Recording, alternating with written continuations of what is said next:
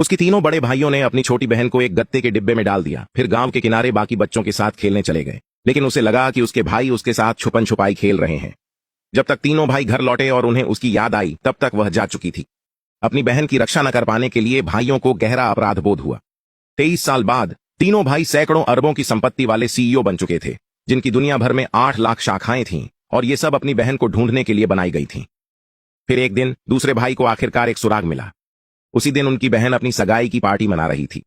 सबसे बड़ा भाई तुरंत दूसरे भाई के साथ पार्टी में पहुंच गया। अपने होने वाले जीजा की परीक्षा लेने के लिए दोनों भाई गरीब मजदूरों का भेष बनाकर अपनी बहन से मिलने पहुंचे। लूसी, देखो, हम तुम्हारे लिए घर से वही ट्रीट्स लाए हैं जो तुम्हें बचपन में बहुत पसंद थीं। अगर तुम हम जैसे 2 गरीब भाइयों को अपना सकती हो तो हमारे पास जो कुछ भी है सब तुम्हारा है। मैंने तुमसे कहा था। कौन जानता है ये लोग कहां से आए हैं? लूसी को देखो, उसने तो इन्हें पहचाना तक नहीं। भाई, इतने सालों बाद सब कुछ बदल गया है। अब वो लूसी नहीं रही जिसे हम जानते थे। एंड्रयू, जो कुछ भी हमने तैयार किया था सब निकालो। चलो चलते हैं। अनाथालय के निदेशक ने मुझे ये फोटो दी थी। उन्होंने कहा था कि जब मुझे वहां लाया गया था तो ये ही एक चीज मेरी जेब में थी। भाइयों, मैंने सपना देखा था कि आप मुझे ढूंढने आएंगे। आप सच में यहां हैं। मुझे ढूंढना कितना मुश्किल रहा होगा, है ना? लो, मां ने ये तुम्हारे लिए बनाया था। चलो दोस्तों, आज मेरी सगाई की पार्टी है। चलो अंदर चलते हैं और बैठते हैं। एंड्रयू, अभी कुछ मत निकालो, अपनी जगह पर बने रहो। कुछ लोग तो वाकई हैरान कर देने वाले होते हैं। पहले तो कहीं नजर नहीं आते थे, लेकिन अब जब इसकी शादी हो रही है तो अचानक परिवार बनने का नाटक कर रहे हैं। कौन जाने ये महज इत्तेफाक है या इन्हें बस ये सुनकर आ गए कि यहां मुफ्त खाना मिलेगा। बिल्कुल सही, ढंग का तोहफा तक नहीं ला सके।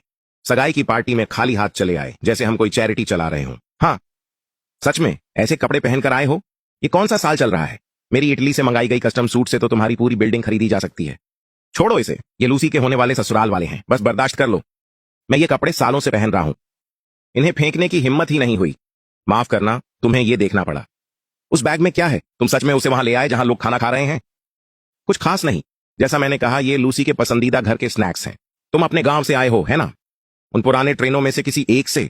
उन डिब्बों में तो हर चीज की मिली जुली गंध आती है। मेरा प्राइवेट जेट एयरपोर्ट पर खड़ा है। एक दिन की पार्किंग की फीस ही तुम सबकी पूरी जिंदगी की कमाई से ज्यादा है। कोई फर्क नहीं पड़ता हम यहां कैसे आए, हम यहां हैं। इतने सालों बाद जरूरत पड़ती तो हम पैदल भी आ जाते। क्या तुम लोग अपने घर पर खाना भी अफोर्ड कर सकते हो? यह तो हद से ज्यादा अपमानजनक था। लूसी किस तरह के परिवार में शादी कर रही थी? वे अब भी अपनी असली पहचान नहीं बता सकते थे। यह खाना सिर गिनती के हिसाब से मंगवाया गया था, हर किसी के लिए एक एक सर्विंग, और यह सस्ता भी नहीं था। कुछ लोगों को अपनी औकात पता होनी चाहिए और भूखे मुफ्तखोरों की तरह बर्ताव बंद कर देना चाहिए। नहीं नहीं, हमें भूख नहीं है, हम बस थोड़ी देर बैठेंगे। हम तो बस अपनी बहन से मिलने आए हैं। माइक, बुरा मत मानना। लूसी तो ठीक लगती है, लेकिन अचानक 2 गरीब रिश्तेदार आ गए। शादी के बाद ये बार बार मदद मांगने तो नहीं आते रहेंगे, है ना? आप लोग कहां से हैं? आप लोग किसान हैं, है ना? क्या उगाते हैं आप लोग? इस साल फसल कैसी रही? मैं दुनिया भर में 76 कंपनियों का मालिक हूं। मैं पब्लिकली ट्रेडेड कंपनियां उगाता हूं। एक साल की मेरी कमाई तुम्हारे पूरे प्रांत के जीडीपी से ज्यादा है, लेकिन तुम ये समझ नहीं पाओगे, बेवकूफ। हम लोग उत्तर पूर्व से हैं। फसल ठीक रही, खाने के लिए पर्याप्त है हमारे पास। चूंकि हम ईमानदारी से बात कर रहे हैं तो मैं भी कुछ कहूंगा। अगर तुम्हें वाकई लूसी की परवाह है तो उसके भविष्य के बारे में सोचो। वह अनाथालय में पली बड़ी है। हमारे परिवार में शादी करके उसे इज्जतदार जिंदगी मिलेगी तो उसे पीछे मत खींचो।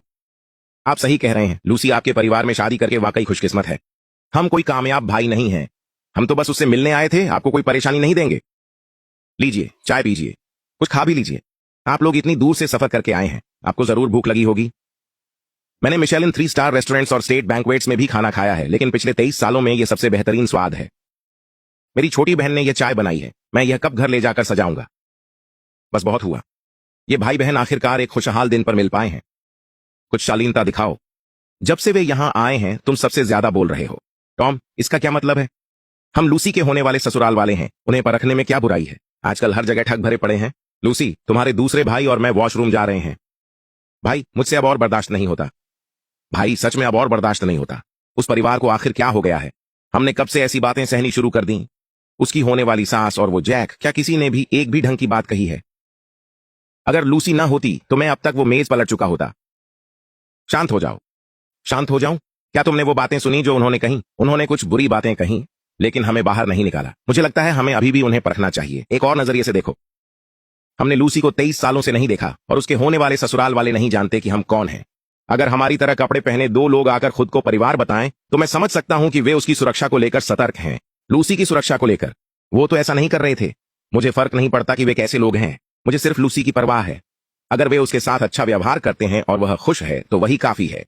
हम अब भी उसे सब कुछ देते हैं, गाड़ियां, घर, पैसे, कंपनियां। उसके ससुराल वाले जैसे भी हों, लूसी के साथ कभी कोई कमी नहीं होनी चाहिए।